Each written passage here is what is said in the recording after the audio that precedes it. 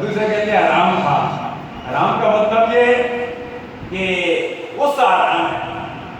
اب غصے کے عالم میں ہمارے معاشرے میں لوگ اپنی بیویوں کو فارغ کر دیتے, طلاق دے دیتے ہیں, فرماتے ہیں غصہ حرام ہے, حرام کھا. جب غصہ آ جائے تو غصے کو پی لے. صوفیاء فرماتے ہیں غصے کو پی لے, غصے پہ کنٹرول کر. غصے میں یہ نہیں کہ غصہ آئے تو غصے سے جو اپنی بیوی کو فارغ کر دے, غصہ آئے بے جا تو اپنی اولاد کو مارنا شروع کر دے, بے جا اپنی بیوی کو مارنا شروع کر دے, بے جا تو گالیاں نکالنا شروع کر دے. سرکار نے فرمایا جب غصہ آئے تو غصے پہ کنٹرول کر. لا حول ولا قوت الا باللہ العلی العظیم. تو یہ ہے غصہ.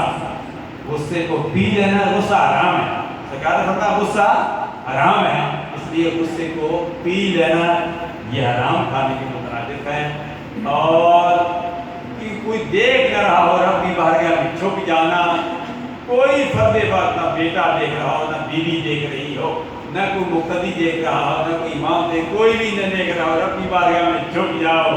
یہ چوری ہے. یہ چوری سے رب کی بارگاہ میں جھک جاؤ, چاہے مسجد میں یا گھر میں, جہاں کہیں بھی, اور گڑ گڑا کر رو, یا اللہ تو راضی ہو جا, یا اللہ تو راضی ہو جا, یا اللہ تو راضی ہو جا.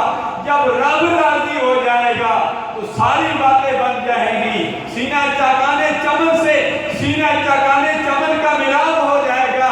رب فرشتوں سے فرمائے گا, اے فرشتوں, فلاں بندہ تنہائی میں مجھے یاد کر رہا ہے, آجزی و انکساری کا اظہار کر رہا ہے, توبہ استغفار کر رہا ہے. اے فرشتوں گواہ ہو جاؤ میں نے اس کے گناہوں کو معاف کر دیا. آج کی رات یا اللہ ہم دعا کرتے ہیں ہمیں ان بندوں میں شامل فرما دے. میرے آقا نے فرمایا قیامت کے دن 70,000 وہ جہنمی بغیر حساب و کتاب کے جنت میں جائیں گے جن پر جہنم واجب ہو چکی ہو.